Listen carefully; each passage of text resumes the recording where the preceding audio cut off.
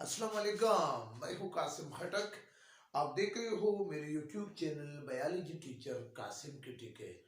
तो जी, आज मैं फोटोसिंथेसिस के कंडीशन के हवाले से आपको सेकंड कंडीशन पे डिस्कशन करने जा रहा हूँ। आप सब ने इंतहाई तवज्जो के साथ, मोस्ट इम्पॉर्टेंट टॉपिक है क्लोरोफिल। आज मैं इंशाल्लाह आपको क्लोरोफिल के हवाले से ऐसी बातें बताऊंगा, ऐसी चीजें बताऊंगा कि आप उनको सुनकर यकीनन आपको नई भी लगेंगी और इंटरेस्टिंग भी लगेगी। तो मैं उम्मीद करता हूं कि आप मेरे साथ इस वीडियो को लास्ट तक जब आप देखेंगे तो इंशाल्लाह आपको इस बात की समझ आ जाएगी कि फोटोसिंथेसिस प्रोसेस के लिए जिस तरह लाइट जरूरी है। इससे पहले वीडियो ऑलरेडी अगर आपने नहीं देखी है तो प्लीज उसको देखें। तो आज हम दूसरी कंडीशन को डिस्कस करने जा रहे हैं। वो दूसरा कंडीशन है क्लोरोफिल। तो जी, मैं लिखने जा रहा हूं क्लोरोफिल। जी, क्लोरोफिल हमारे साथ, ये बात आप याद रखें कि क्लोरोफिल के बगैर प्रोसेस ऑफ फोटोसिंथेसिस नहीं हो सकती। पहली आपके जहन में ये होने चाहिए। अब जी, मैं आपको सबसे पहले इसकी मीनिंग समझाने जा रहा हूं। क्लोरो का मतलब है ग्रीन, जबकि फाइलन का मतलब है लीफ। आप सबको पता है कि क्लोरोफिल क्या है। एक फोटोसिंथेटिक पिगमेंट है, यानी रंगीन मादा है। ठीक है, तो मीनिंग इसकी क्या है? क्लोरोफिल को सबसे पहले जिस साइंटिस्ट ने डिस्कवर किया 1817 में, जोसेफ पेलेटियर ने 1817 में इसको डिस्कवर किया। तो जी, अब इसके बाद मैं डिफिनीशन लिखने जा रहा हूं। It is a photosynthetic pigment which absorb light and convert chemical energy। यानी ये ऐसा फोटोसिंथेटिक पिगमेंट है जो लाइट को ऑब्जर्व करके इसको फिर केमिकल एनर्जी में कन्वर्ट कर देते हैं।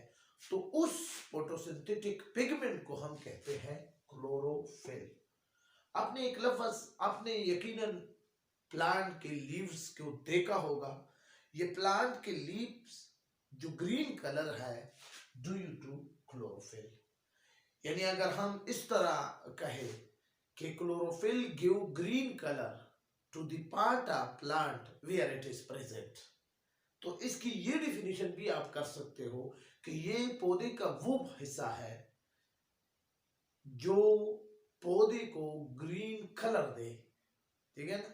तो आप इसको इस तरह भी डिफाइन कर सकते हैं। बहरहाल जो मॉडर्न डिफिनेशन है वो यही है कि ये it is a type of photosynthetic pigment which observe light. अब लाइट में ये रेड कलर और ब्लू कलर को ये ऑब्जर्व करते हैं। ठीक है, और फिर इस लाइट को ऑब्जर्वेशन के बाद ये कन्वर्ट करते हैं इसको किया किसमें, केमिकल एनर्जी में। तो फिर उस केमिकल एनर्जी को यानी C6H12O6, ये ग्लूकोज जो है ये क्या है, ये केमिकल एनर्जी है। तो इस तरह का काम जो फोटोसिंथेटिक पिगमेंट जब करता है तो फिर हम उस फोटोसिंथेटिक पिगमेंट को हम क्या कहते हैं, क्लोरोफिल। क्लोरोफिल तमाम ऑटोट्रॉप में मौजूद है, तमाम ऑटोट्रॉप में। यूकेरियोट्स और प्रोकैरियोट। वो प्रोकैरियोट, यूकेरियोट में तो बिल-इत्तेफाक सब में मौजूद है जी। अब प्रोकैरियोट एनिमल यानी जो प्राइमेटिव टाइप ऑफ एनिमल है, बिफोर जो न्यूक्लियस है यानी सिंपल एनिमल थे, उसमें फोटोसिंथेटिक प्रोकैरियोट यानी बैक्टीरिया में ये मौजूद है। क्लोरोफिल का एक आर्गन है सेल के अंदर जो अर्गेनील है, जो जहां पर प्रेजेंट होता है, उसको हम कहते हैं क्लोरोप्लास्ट। इंशाल्लाह क्लोरोप्लास्ट पर मैं फिर एक अलग वीडियो आपके लिए बनाऊंगा। आज सिर्फ आप ये सीख ले कि लोकेशन सेल में इसका क्या है, क्लोरोप्लास्ट। लेकिन फोटोसिंथेटिक प्रोकैरियोट में ये सेल मेम्ब्रेन में भी पाया जाता है, उसके मेम्ब्रेन में क्लोरोफिल होता है। ठीक है, तो ये तो हो गई ये सारी चीजें। अब जी मैं इसकी स्ट्रक्चर की तरफ जाना चाहता हूं कि ये क्लोरोफिल क्या है, किस तरह इसका स्ट्रक्चर है। इसके स्ट्रक्चर में, क्लोरोफिल के स्ट्रक्चर में दो चीजें हैं। एक है हेड जो कि हाइड्रोफिलिक है यानी वाटर लविंग पार्ट, और दूसरा है टेल जो कि हाइड्रोफोबिक है यानी वाटर रिपेलिंग पार्ट। ठीक है, यानी ये पार्ट पानी को जज़ब करते हैं और ये पार्ट पानी को जज़ब नहीं कर सकते हैं। तो बायोलॉजी के अंदाज में इसको हम कहते हैं हाइड्रोफिलिक और हाइड्रोफोबिक। ठीक है, अब ये क्लोरोफिल जो आपको नजर आ रहा है, इसके दो पार्ट मैंने बना लिए। ठीक है जी, पहला पार्ट है हेड और दूसरा पार्ट है टेल। केमिकली क्लोरोफिल एक रिंग से बना होता है। ठीक है, उस रिंग को, उस कॉम्प्लेक्स रिंग को, यानी केमिकल कंपोजिशन क्लोरोफिल क्या है, कॉम्प्लेक्स ऑर्गेनिक कंपाउंड है। इसमें कार्बन भी मौजूद है, हाइड्रोजन भी मौजूद है, ऑक्सीजन भी मौजूद है, नाइट्रोजन भी मौजूद है और मैग्नीशियम भी मौजूद है। ठीक है, carbon, hydrogen, oxygen, nitrogen, magnesium, ये ऐसा ऑर्गेनिक कॉम्प्लेक्स कंपाउंड है जिसमें ये सारी चीजें मौजूद है। तो जी ये सारी चीजें एक दूसरे के साथ मिलकर एक रिंग बनाता है, जिसको केमिस्ट्री के जबान में हम कहते हैं पोर प्रायन रिंग। क्या? पोर प्रायन रिंग, यानी इसमें क्या है, पोर प्रायन रिंग। क्लियर? अब ये प्रोप्रायन रिंग फिर पायरोल रिंग पर मुश्तमिल होते हैं और ये तादाद में होते हैं 4, यानी 4 पायरोल रिंग पर मुश्तमिल होता है। फिर मैं आपको स्ट्रक्चर भी बनाऊंगा। ठीक है, और ये टिल जो है, टिल एक लार्ज नंबर ऑफ हाइड्रोकार्बन होता है, यानी C20H39, जिसको केमिस्ट्री की जबान में पाइटोल कहते हैं। पाइटोल ये कॉस्मेटिक्स वगैरह में मौजूद होता है। ठीक है, तो ये पोरप्रायन रिंग एक रिंग इसमें मौजूद होता है जिसको हम कहते हैं प्रोप्रायन रिंग।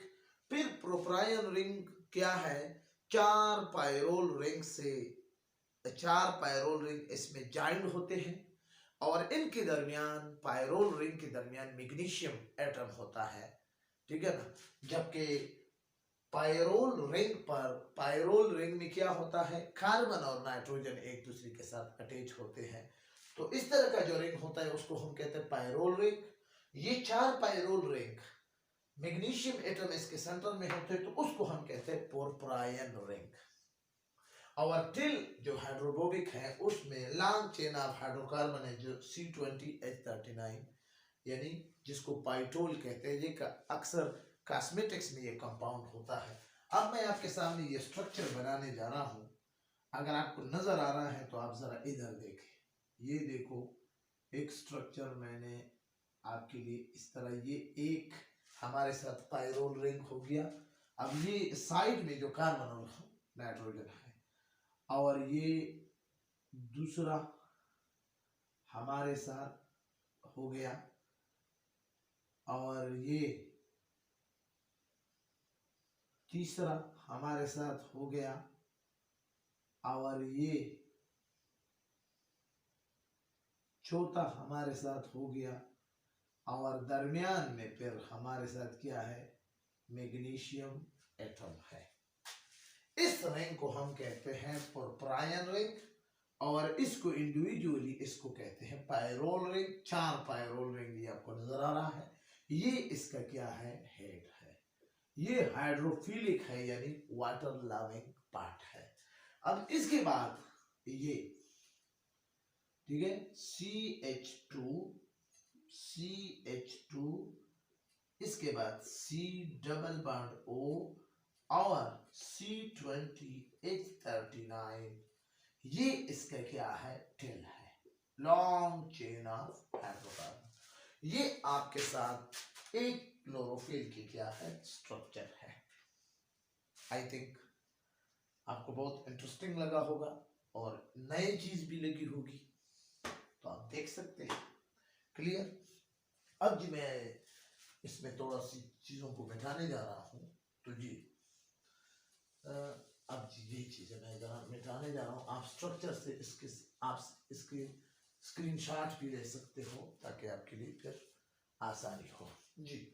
अब मैं क्या है, मेरे पास क्या है, अब मैं टाइप को डिस्कस करने जा रहा हूं। क्लोरोफिल के क्या है, टाइप होते हैं। एक को हम कहते हैं क्लोरोफिल ए, ठीक है। क्लोरोफिल ए तमाम ग्रीन प्लांट में और इसके साथ रेड और ब्राउन अलगी भी मौजूद हो, सिर्फ एक एक्सेप्ट बैक्टीरिया में। यानी अगर आपको कोई आपसे एमसीक्यूज में भी ये क्वेश्चन आ सकता है कि वो कौन सा क्लोरोफिल का टाइप है जो मोस्ट अबंडेंट है, मोस्टली पाया जाता है, तो फिर आपका जवाब क्या होगा, क्लोरोफिल ए, ठीक है। एक्सेप्ट बैक्टीरिया, जितनी भी ऑटोट्रॉपिक ऑर्गेनिज्म है उसमें सब में क्लोरोफिल ए पाया जाता है। इसका फार्मूला मैं आपके सामने लिखने जा रहा हूं, C55H72O4O5N4Mg। एक बात मैं आपको ये बताऊं कि ये N4 और Mg, आपको ये पायरोल रिंग नजर आ रहे हैं ना, ये 4 हर क्लोरोफिल की जितनी भी टाइप है ये कॉमन होगी। बाकी कार्बन, हाइड्रोजन और ऑक्सीजन की तादाद तब्दील होती रहेगी। ये हमारे पास क्लोरोफिल ए है, जो कि ऑल ग्रीन प्लांट यानी हायर प्लांट, अलगी भी इसके साथ, सिर्फ बैक्टीरिया इसमें नहीं है, बाकी सारों में क्लोरोफिल ए मौजूद है। एक किस्म। दूसरी किस्म हमारे साथ क्या है, क्लोरोफिल बी। क्या, क्लोरोफिल बी। ये एबंडेंट है, लेकिन मोस्ट एबंडेंट तो ये है, ये सेकंड नंबर पे है इसकी ज्यादा मोस्ट एबंडेंट के लिहाज से। ये आपके क्या है, हायर प्लांट जितनी भी है उस सब में क्लोरोफिल भी मौजूद है, एक्सेप्ट अलगी यानी रेड और ब्राउन अलगी के अलावा। बाकी जितने भी प्लांट है, यानी बैक्टीरिया में भी नहीं है, ब्राउन और रेड अलगी में भी नहीं है, तो ये वो क्लोरोफिल है। बाकी जितने भी हायर प्लांट है उन सब में ये है। और इसकी फार्मूला क्या है, C55H70O6 और वंस अगेन N4Mg, जो मैं आपको बता चुका हूं कि N4 और Mg सब में कॉमन होंगे, तो आप देख सकते हैं। तो जी तीसरा किस्म हमारे पास क्लोरोफिल क्या है, क्लोरोफिल सी है। क्लोरोफिल सी ब्राउन अलजी में मौजूद है, ब्राउन अलजी। क्लियर। और इसके 2 किस्म है, एक C1 है और एक C2 है, ठीक है। एक C1 है और एक C2 है। तो जी तो C1 में क्या है, C35H30, ठीक है, और वो 5N4Mg। जबकि C2 में C35H28O5N4Mg, ठीक है। तो इसी तरह से ये क्लोरोफिल सी है, ये सिर्फ ब्राउन अलजी में मौजूद है। क्लोरोफिल की क्या है, अभी ये आपके स्ट्रक्चर ये जी क्या है। अब मैं इसके स्ट्रक्चर को मिटाने जा रहा हूँ, जगह कम है तो आप माइंड न करें, ये चीजें आप नोट किया करें।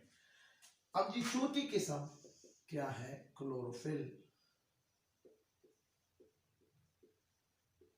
क्लोरोफिल डी भी आप कह सकते हैं, ठीक है ना जी। ये क्लोरोफिल की वो किस्म है जो कि सिर्फ रेड algae में मौजूद हो, रेड, ठीक है। और इसका फार्मूला अगर हम आपको कहे तो इसका फार्मूला क्या है, इसके फार्मूला हमारे साथ है C54H70O6N4Mg। और जबकि आखिर में बैक्टीरियल क्लोरोफिल है।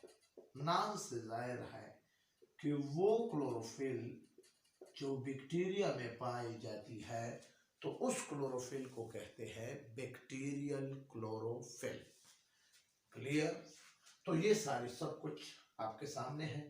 टाइप भी हो गए, स्ट्रक्चर भी हो गया, मीनिंग भी हो गई, डिस्कवरी भी हो गई। जोसेफ पेलेटायर ने 1817 में इसको डिस्कवर किया। अब जी इसका क्या है, आपको पता है कि ये ऐसा पिगमेंट है कि इस पर जब लाइट पास हो जाती है तो ये रेड और ब्लू कलर को ऑब्जर्व करती है, जबकि ग्रीन कलर को रिफ्लेक्ट करती है, जिसकी वजह से ये ग्रीन नजर आती है, ठीक है ना। अगर आपसे किसी ने पूछा कि ये ग्रीन क्यों नजर आता है, तो आपने कहना है कि जब इस पर लाइट गुजर जाती है, लाइट गुजरती है, तो ये ग्रीन कलर रिफ्लेक्शन कर लेती है, बास कलर इस पे गुजर जाते हैं, ठीक है ना। जैसे येलो कलर है, ऑरेंज कलर है, वायलेट कलर है, इंडिगो कलर है, ये चार कलर गुजर जाते हैं।